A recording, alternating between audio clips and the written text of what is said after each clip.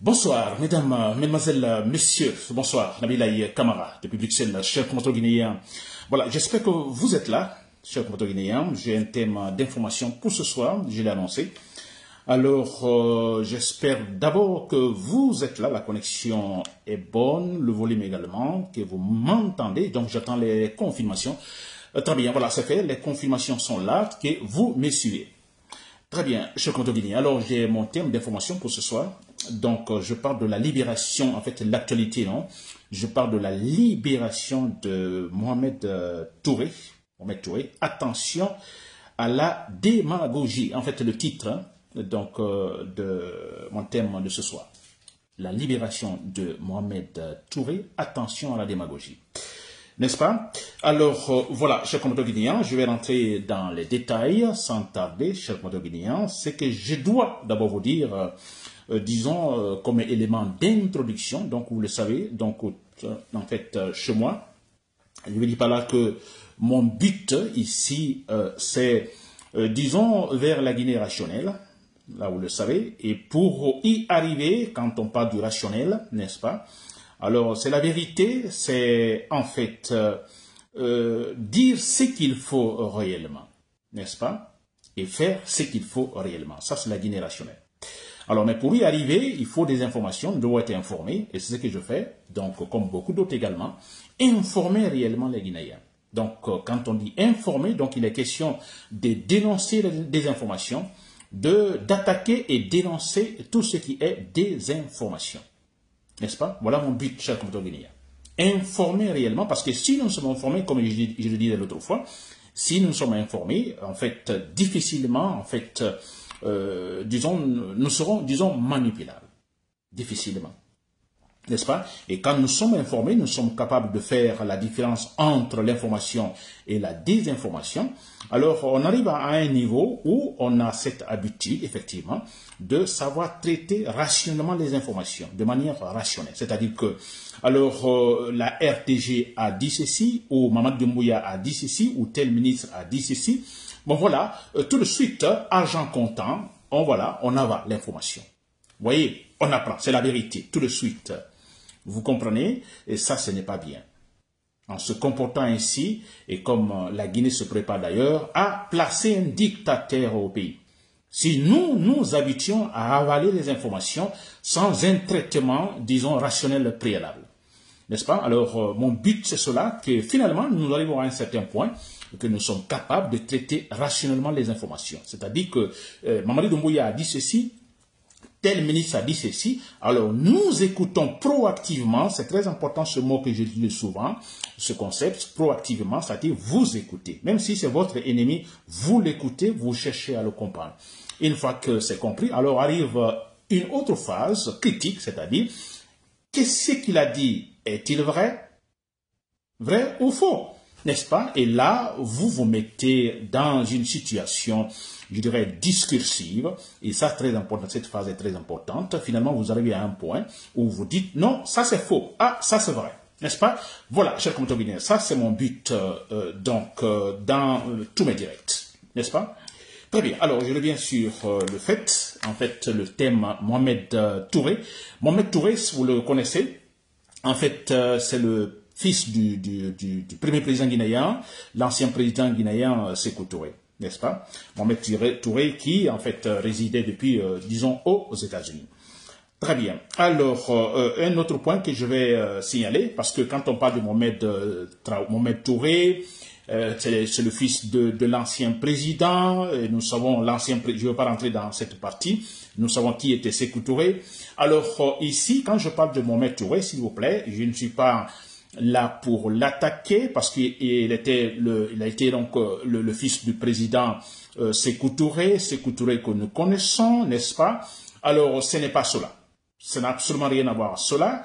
Alors, on va parler de lui parce qu'il était effectivement président de l'ancien président, en fait, plutôt fils de l'ancien président guinéen. N'est-ce pas? Alors, nous n'allons pas le traiter comme, moi, personnellement, je traite Sékou Touré comme, le dictateur guinéen. N'est-ce pas? Non, Mohamed Touré plutôt n'a rien à voir dans ça. Du moment qu'il n'a jamais été impliqué, il ne s'est jamais impliqué. D'ailleurs, quand son père était au pouvoir, il était encore très jeune, n'est-ce pas? Alors non, donc s'il vous plaît, ça n'a rien à voir avec ça, c'est comme sa femme, André, également, qui, pendant la présidence de son mari, qui s'est jamais impliquée. Alors bon voilà, donc nous ne l'attaquons pas, n'est-ce pas? Voilà, du moment que André effectivement reste dans cette situation qu'elle avait quand son mari en fait était au pouvoir, ne pas s'impliquer dans la politique. Alors s'il continue en, disons, en observant la même situation, écoutez, elle ne sera jamais attaquée aussi. De toute façon, moi de mon côté. Mohamed Traoré, c'est la même chose. Mohamed Touré, c'est la même chose. Écoutez, tant qu'il ne s'implique pas, vous comprenez, de manière politique, vous comprenez, alors nous ne l'attaquons pas. Donc, quand je parle de Mohamed Touré ici, c'est en tant que voilà, fils du président guinéen et cette situation, effectivement, qu'il a eue en fait aux États-Unis. N'est-ce pas, cher Guinéen? Très bien. Alors, donc, je disais, Mohamed Traoré, nous le connaissons, c'est le fils du président Sékou Touré. Alors, cet homme a eu un problème aux États-Unis, il vivait là depuis toujours. Alors, il a eu un problème aux États-Unis, n'est-ce pas? Un problème avec, donc, la justice américaine.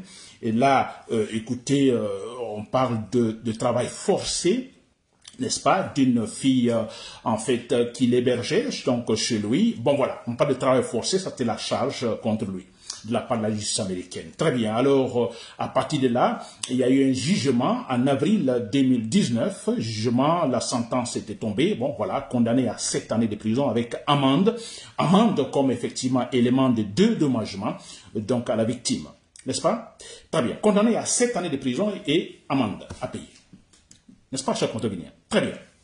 Alors, tout récemment, donc ce mois de février, Mohamed Touré est libéré, n'est-ce pas, après 6 années et 10 mois en prison. Il est libéré, n'est-ce pas? Alors, je trouve cela logique, n'est-ce pas, cette libération, après 6 années, vous comprenez. Alors, d'ailleurs, on ne dira pas qu'il n'a pas tout purgé, oui, parce que une année avant donc le jugement du fait, Mohamed était déjà détenu, vous comprenez, en avril 2018. Il a passé une année en prison avant son jugement. Vous comprenez, donc nous pouvons dire à partir de maintenant qu'effectivement il a purgé les 7 années en prison. Alors l'amende a-t-elle été payée? Oui, ça aux États-Unis, ça se paye, cher Guinéen. Voilà, ça c'est l'information.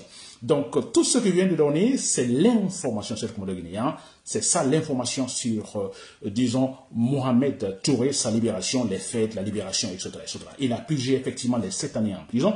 Alors, l'amende, je suis sûr, disons que, je vais vous dire tout à l'heure pourquoi, je confirme, sûr que l'amende a été payée pour que finalement, en fait, il soit totalement libre. N'est-ce pas? Très bien. Alors, ça, c'est la partie information. Alors, attention à la désinformation, cher compteur guinéen. C'est ce que je dis dans mon titre. Mohamed Touré libéré. Attention à la désinformation. Voilà. D'où commence cette désinformation? Voilà. Donc, on est en Guinée, en fait. Je dis bien, il n'y a pas de pouvoir en Guinée, ni président, ni rien. Mais moi, je les appelle les bandits de grand chemin qui sont là, qui veulent tout simplement, qui confisquent, en fait, les appareils de l'État, les institutions de l'État. Alors, qui sont à la recherche, disons, d'une certaine légitimité. Je parle de Mamadi Doumbouya et tout son groupe, vous comprenez? Alors, ils cherchent une certaine légitimité, un certain sentiment d'amour, je vais parler comme ça, donc de la part du peuple, donc des citoyens guinéens. Alors, qui est là, c'est la définition de la démagogie. Ah, je dis, attention à la démagogie. La démagogie, il est question de la part d'un pouvoir, d'un chef, par exemple. Alors, de flatter le peuple, de dire des bonnes choses sur le peuple, ou de faire des gestes, par exemple, quand Mamadi Doumbouya donne des voitures, vous comprenez. Alors, il y a des décrets, des gens sont nommés par-ci, par-là, et voilà, il arrive à bondir sur toutes les occasions pour se faire voir, vous comprenez. En fait, il veut garder ce contact de paternité derrière toutes les bonnes actions. Pas de mauvaises actions, mais derrière de bonnes actions. N'est-ce pas? Je dis bien derrière de bonnes actions. C'est vrai. Alors, le cas de Mohamed Touré, on va jusqu'à dire que, bon, écoutez, Mamadi Doumbouya est derrière cette, disons, libération. Vous comprenez? Alors, mais si les questions des actions négatives, non. Le cas des Érékoré, vous vous rappelez des massacres, disons, des tueries des Érékoré.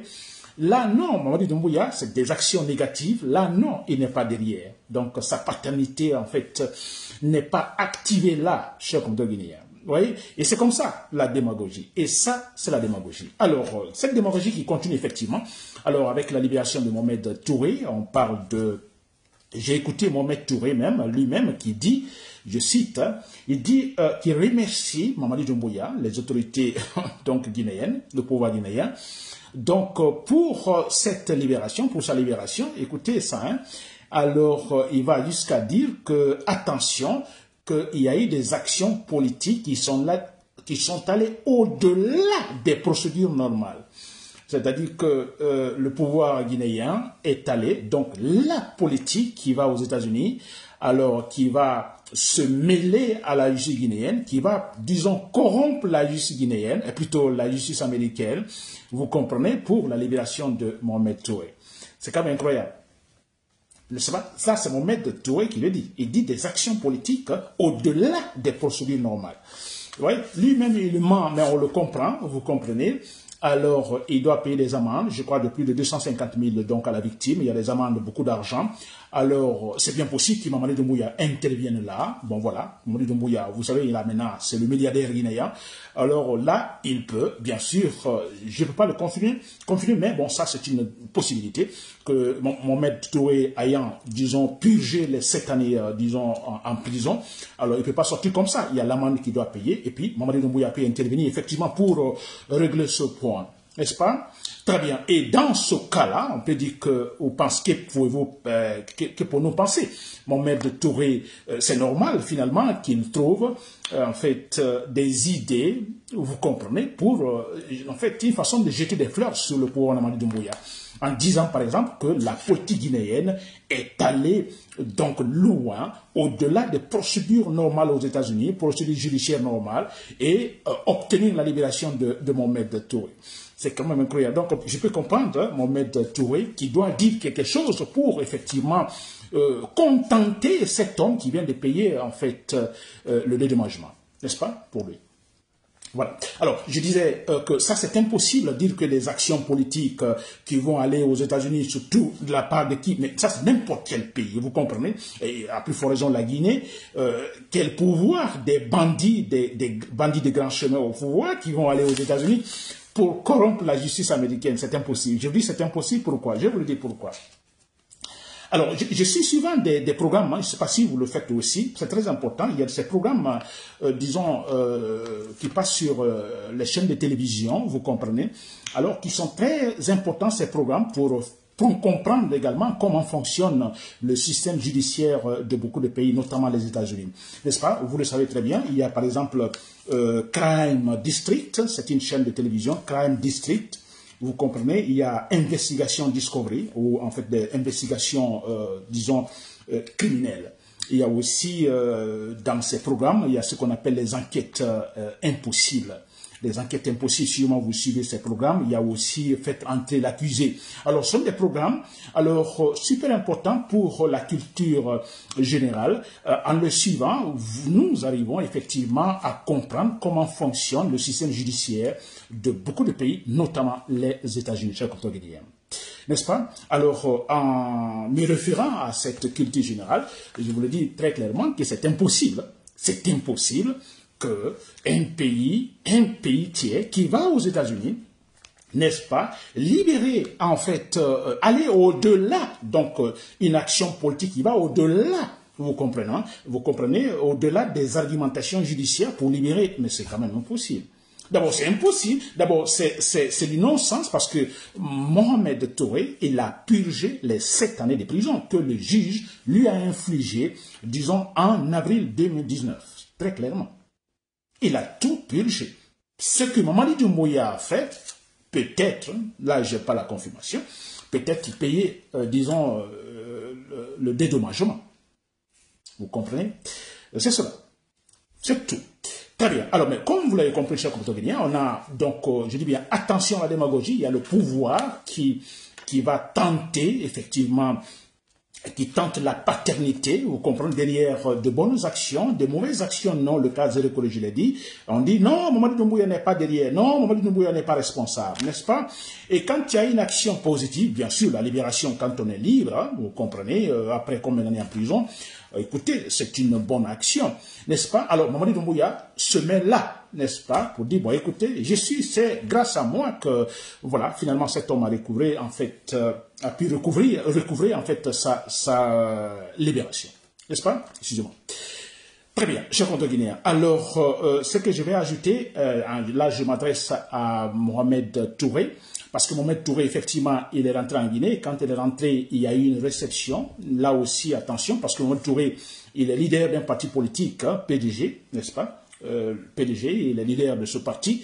Alors, dès il y a eu l'annonce de sa libération, alors ce mois de février, son parti, effectivement, a fait passer, voilà, des communiqués, donc, pour organiser des réceptions à Conakry. Réceptions, voilà, donc, à l'égard de Mohamed Touré, leur leader, n'est-ce pas?